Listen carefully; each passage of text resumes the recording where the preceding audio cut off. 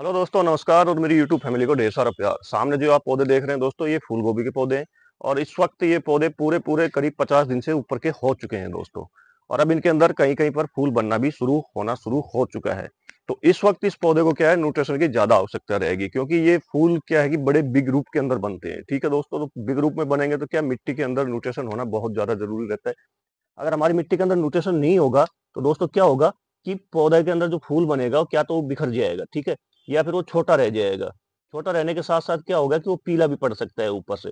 तो इन सब चीजों के लिए दोस्तों आज का जो वीडियो मैं बना रहा हूँ, ये सब इन सब चीजों के लिए है। तो जिन्होंने भी आप गोभी लगाई हुई है इस वक्त, जिनकी गोभी अभी 50 दिन के करीब की हो चुकी है, और एक्चुअली जिन्होंने अगस्त में इसके सीड्स को जर्मिनेशन के लिए डाल दिया था और सितंबर में ट्रांसप्लांट कर दिया था, और अब महीना अक्टूबर का चल रहा है, तो ये अगेती गोभी होती है, फूल गोभी। तो इस वक्त हमें इसके अंदर कौन सा खाद अप्लाई करना चाहिए, क्या चीज डालनी चाहिए, ठीक है। जैसा कि आपने थंबनेल में पढ़ा है कि इसमें चूने के फायदे, तो इसमें चूना कब डालना है, कितनी मात्रा में डालना है, ये चीजें दोस्तों आज इस वीडियो के अंदर दोस्तों कवर करने वाला हूँ। तो दोस्तों बने रहिएगा, वीडियो बहुत ही इंटरेस्टेड और पूरी जानकारी से युक्त है।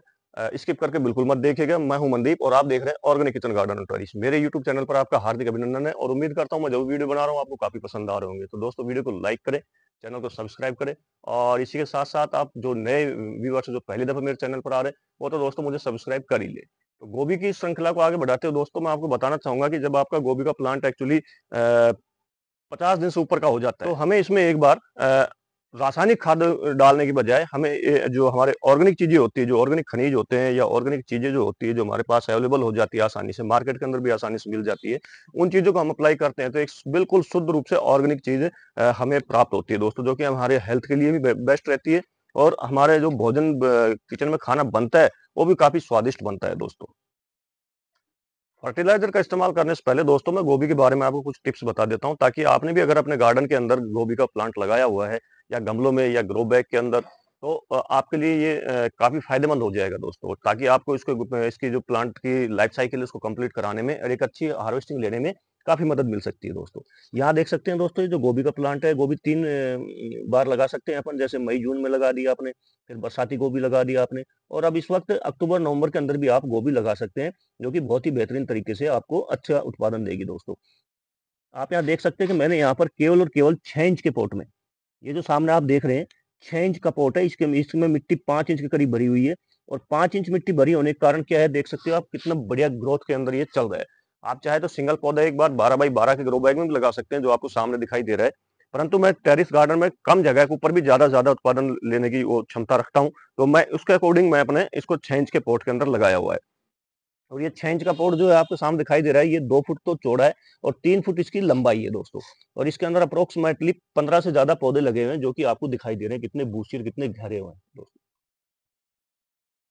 इतने कम हाइट वाले पोर्ट के अंदर इतनी अच्छा उत्पादन लेना आसान बात तो नहीं होती है, थोड़ी मेहनत करनी पड़ती है, लेकिन मेहनत करने के साथ साथ आपको ये बहुत अच्छा रिजल्ट भी देती है। तो इतने कम हाइट वाले पोर्ट के अंदर हमें सबसे पहले क्या करना पड़ता है दोस्तों, एक अच्छी पोरस मिट्टी बनानी पड़ती है, एक अच्छी उपजाऊ मिट्टी बनानी पड़ती है। मिट्टी बनाने के लिए आपको 50% करीब गार्डन सोइल लेनी पड़ेगी या खेतों वाली मिट्टी लेनी पड़ेगी। उसके साथ ही आपको 30% इसके अंदर काउडंग का इस्तेमाल करना पड़ेगा, एंड 10% आप उसके अंदर लीफ कंपोस्ट हो गया, वर्मी कंपोस्ट हो गया, एंड बुझा हुआ चूना हो गया, उसके साथ ही आप सरसों खली हो गई, एंड उसके साथ ही मुल्तानी मिट्टी हो गया, गैरू हो गया, ठीक है दोस्तों, और जिप्सम हो गया। अगर इन सब का मिश्रण करके आप एक अच्छी मिट्टी तैयार करते हैं, साथ में इसके अंदर 10% आपने रिवर सैंड या बालू रेत मिलाना चाहिए, जिससे क्या होगा कि मिट्टी के अंदर पानी सोखने की क्षमता भी रहेगी, और एक्स्ट्रा पानी जो होता है वो दोस्तों ड्रेनेज सिस्टम के जरिए आउट हो जाएगा दोस्तों। साथ में इससे क्या बेनिफिट मिलता है, जो हम बजरी डालते हैं, इससे क्या होगा कि पोट के अंदर लगातार पानी डालने की वजह से क्या होता है कि मिट्टी टाइट हो जाती है। खेतों में तो हम एक बार पानी डाल सकते हैं और वो पानी कम से कम 15-20 दिन चलेगा, परंतु पोट के अंदर मिट्टी कम होने की वजह से, पौधा ज्यादा ग्रोथ करने की वजह से क्या होता है, सनलाइट में लगातार रहने से क्या होगा कि वाष्पीकरण की मदद से पानी उड़ता जाता है। तो जिससे क्या होता है कि हमें बार बार पानी डालने की रिक्वायरमेंट रहती है, और बार बार जब हम पानी डालेंगे तो जुड़ी बात है कि इसके अंदर जो मिट्टी है वो दोस्तों टाइट होगी होगी। तो जो हम रिवर सैंड मिलाते हैं, जो बालू रेत मिलाते हैं या स्टोन डस्ट जो मिलाते हैं, वो सबसे बेस्ट काम क्या करता है कि मिट्टी को भुरभुरा बना के रखता है, मिट्टी को टाइट नहीं होने देता। मिट्टी टाइट नहीं होगी तो जड़ों को फैलने का पूरा मौका मिलता है। जड़ जब फैलती है तो उससे क्या होगा कि पौधा इतना ग्रीनरी के साथ बहुत बहुत ही ज्यादा अपने आप को हेल्दी रखता है दोस्तों। साथ ही दोस्तों इसमें रोग से बचाने के लिए इसको हमें क्या करना चाहिए होता है, इसमें सबसे बड़ा जो प्रमुख रोग है वो होता है दोस्तों एक कटरपिलर करके एक कीड़ा होता है, जो कि इस तरह से पत्तों को खा जाता है। ठीक है, उससे बचने के लिए हमें क्या होता है कि एक बार हमें करीब-करीब 10 दिन के अंदर एक बार नीम ऑयल का स्प्रे कर देना चाहिए होता है। नीम ऑयल के साथ-साथ आप हल्दी जो टर्मरिक होते हैं उसका भी आप स्प्रे कर सकते हैं। 2 लीटर पानी में 1 चम्मच मिलाना है और उस पर हर 10 दिन के अंदर एक बार अपने प्लांट पर अप्लाई कर देना है। उससे आपको बेस्ट बेनिफिट क्या मिलेगा कि आप देख सकते हैं एक भी किसी भी कैटरपिलर नामक जो कीड़ा होता है, वो मेरे प्लांट पे आपको कहीं दिखाई नहीं देगा। अगर आप मेरा पुराना वीडियो देखेंगे जब मैंने इसको ट्रांसप्लांट किया था तो बहुत भयंकर रूप से इस पर कैटरपिलर का अटैक हुआ था। परंतु मैंने उसको ऑर्गेनिक तरीके से दूर किया है और दूर करने के साथ ही इस पर हर 10 दिन के अंदर एक बार नीम ऑयल का स्प्रे करना बिल्कुल नहीं भूलता हूँ दोस्तों। अब दोस्तों यहाँ पर जुड़ी हुई बात ये हो जाती है कि हमें चूना कौन-सा डालना चाहिए। जो मेन चीज़ होती है ये हमें जानना बहुत ज़रूरी रहता है कि चूना कौन-सा डालना चाहिए। चूना काफ़ी तरह का मार्केट के अंदर आता है, ठीक है? सबसे पहले तो आ गया जैसे ये पान वाला चूना होता है जो कि भुजा हुआ चूना होता है, ठीक है? सेकंड ये आ गया जैसे चॉक के रूप में मिल जाता है हमें, मार्केट से मिल जाता है, ठीक है? थर्ड ये होगा कि ये भुजा हुआ चूना पाउडर के रूप में भी हमें मिलता है, ठीक है? जैसे ये दिखाई दे रहा है आपको। एंड एक चूना होता है जो कि कली वाला चूना होता है। वो हीटिंग वाला चूना होता है, उस चूने का इस्तेमाल ना करें, उस चूने का इस्तेमाल कर सकते हैं आप, लेकिन उसकी प्रक्रिया फिर दूसरी होती है, लंबी प्रक्रिया करना पड़ता है उसको, उसके बाद ही हम उस चूने का इस्तेमाल दोस्तों यहाँ पर कर सकते हैं। तो यहाँ पर मैं आपको बताना चाहूँगा कि आप इन 2 तरह के चूने का इस्तेमाल कर सकते हैं। एक भुजा हुआ चूना एक ये है जो पाउडर फॉर्म में और एक ये जो लिक्विड फॉर्म के अंदर आता है जो कि आप आमतौर पर पान वाली की जो दुकान होती है, वहाँ पर आपको ये चूना आराम से मिल जाएगा। चूने के अंदर क्या होता है कि सबसे मेन बात क्या होती है कि कैल्शियम की मात्रा काफ़ी अच्छी मिल जाती है हमारे प्लांट को। जहाँ पौधे को कैल्शियम की अच्छी मात्रा मिलेगी, देखो अति तो हर चीज़ की नुकसानदायक होती है। अगर हमें 1 गिलास पानी पीना चाहिए होता है, प्यास 1 गिलास पानी की है और हम अगर 6 गिलास पानी पिएँगे तो क्या होगा कि हमें उल्टी होगी होगी। अगर हमें 2 रोटी की भूख है और हम खाएँगे 6 रोटी खाएँगे, तो क्या होगा कि हमारा पेट दर्द करेगा ही करेगा और हमें समस्या उत्पन्न होगी। तो हमें इस चीज़ का भी ध्यान रखना है कि अति नहीं करनी है। कहीं आप सोचे कि भई कैल्शियम की अच्छी मात्रा होती है तो पूरा भर के ही डाल दें इसको, नो आपका पौधा खत्म हो जाएगा, ठीक है? यहाँ पर मैं 15 प्लांट के लिए बनाने वाला हूँ दोस्तों। जो ये आप चौक देख रहे हैं दोस्तों, ये चौक एक्चुअली बारिश के दिनों में बहुत बेस्ट काम करता है। जब बारिश का सीज़न होता है ना, उस वक़्त हमें क्या करना चाहिए, इस चौक को इस तरह खड़े रूप के अंदर अपने प्लांट के अंदर लगा देना चाहिए। ताकि जो एक्स्ट्रा पानी होता है वो ऊपर की तरफ सोखेगा, जब धूप निकलती है तो बहुत तीव्र गति से ये पानी वाष्पीकरण में बदली होकर निकलता है, जिससे हमारे पौधे के अंदर क्या रूट गलन की समस्या नहीं रहती। तो मैं यहाँ पर अभी इसका इस्तेमाल नहीं करने वाला हूँ।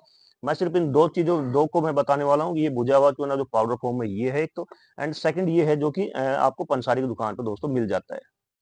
इसको ऐसा आपने खोल लेना है। खोलने के बाद आपने 15 प्लांट के लिए ये देखिए आप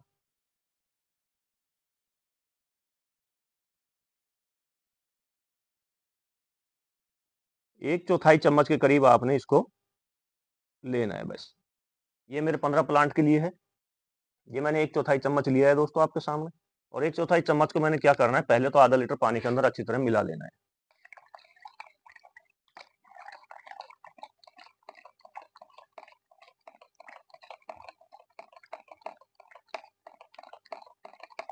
और मिलाने के बाद करीब-करीब मैंने इसको 2 घंटे के लिए बिल्कुल छाया वाली जगह पे रख कर छोड़ देना है दोस्तों, ऐसा की ऐसे सेम। 15 पौधों में डालने के लिए दोस्तों मैंने इसके अंदर बकेट के अंदर 7.5 लीटर पानी ले लिया है और साढ़े 7 लीटर पानी को जो ये चूना का हमने बनाया है, इसको मैं इसके अंदर पूर्ण रूप से डाल देता हूँ दोस्तों और हमें अच्छी तरह से इसको एक बार फिर से घोल लेना चाहिए।